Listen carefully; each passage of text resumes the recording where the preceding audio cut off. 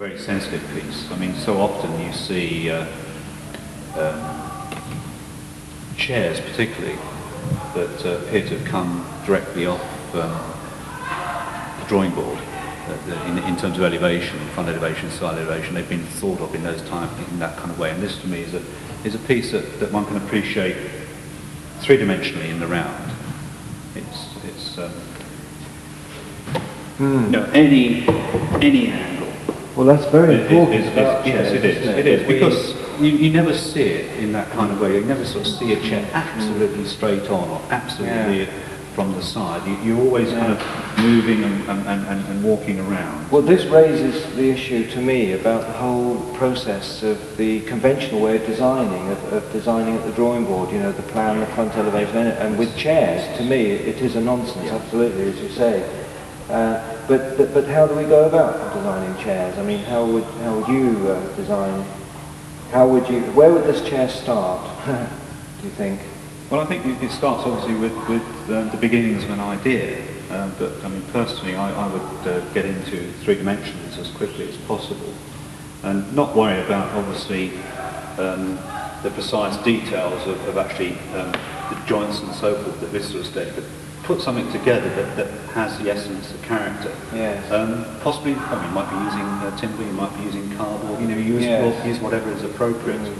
And I mean, if you wanted to kind of prototype up to a second stage where you are starting to consider detail, then I mean, these could be sort of, literally drawn on. What about designing as you go along? I mean, would you expect to get it all right before? No. I mean, if I were doing that, I'd be quite happy to say I'm happy that I've got my basic structure. I'm going to have to use a mortise and tenon here, and I'm going to have to sculpt out this seat, and I've decided on this lovely, curve here, and I've resolved all this. But as I go along, I think, and I go for a coffee break or whatever in the middle of my make, and I come back and I think, why don't I push these tenons through? So in other words, it becomes organic in the workshop. There are certainly, as long as you solve the basic structural, technical, and visual. I mean, have you ever designed and made a piece that you're still happy with?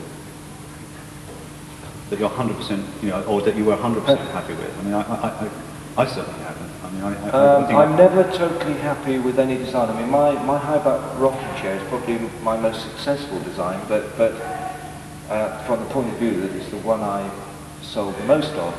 I mean, that's only one criteria, but there's a certain view of it that is hideous, and it's really made me look at other chairs and think, well, is there a chair in existence that actually is totally satisfying from all the way around?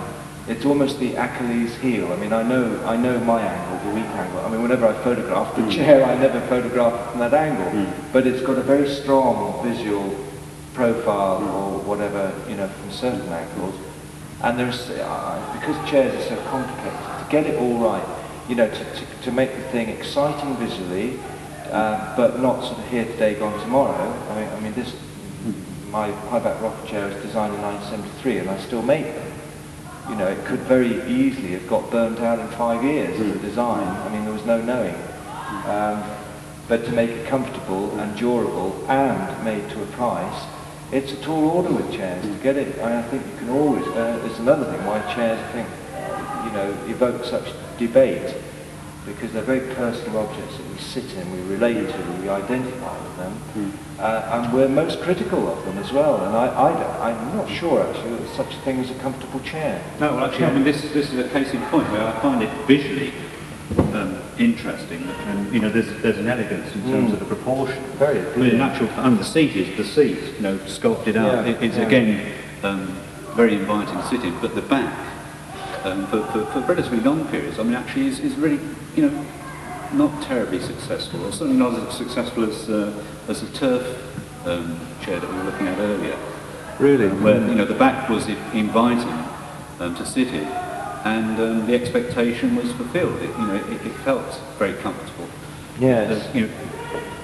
So what is the test of a chair? I mean, there was that blindfold test, wasn't there? And there were a few revelations there, but I actually find it quite comfortable. I mean, presumably it's a desk or dining chair. Would it be a dining chair? Oh, of course. Yeah.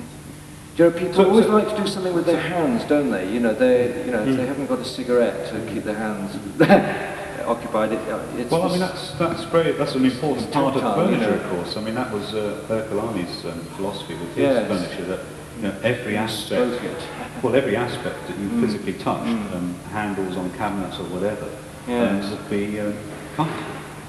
I think that tactile sensation is very important. I think this chair actually cracks one of the major problems in chair design, which is the lumbar.